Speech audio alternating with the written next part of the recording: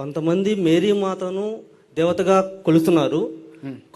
కొందరు మరియను దేవుడు అని అంటున్నారు అని మీరు అంటున్నారు.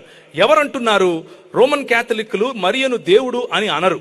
మరియను దేవుని తల్లి అని అంటారు. అంటే దేవుణ్ణి ఆమె గర్భములో మోసి కనింది కాబట్టి దేవునికి మనకు మధ్యవర్తిగా ఆమె ఉండొచ్చు అన్నటువంటి క్యాటకిజం వాళ్ళు రాసుకున్నారు. అంతేకాని ఆమెను దేవుడు అని వాళ్ళు అనరు. అంటే మరియ సృష్టికర్త అని రోమన్ క్యాథలిక్స్ అనరు. ఇది తెలియక ఖురానులో కొంతమంది ఏమంటున్నారు అనంటే, మీరు మరియను కూడా యేసుకు ప్రతిగా, యేసుకు సహచరిగా, దేవతగా మీరు కొలుస్తున్నారు అని మనకు నీతులు చెప్పొచ్చారు. ఎవరు కొలవరు. రోమన్ క్యాథలిక్లు కూడా మరియను దేవుడు అని అనరు.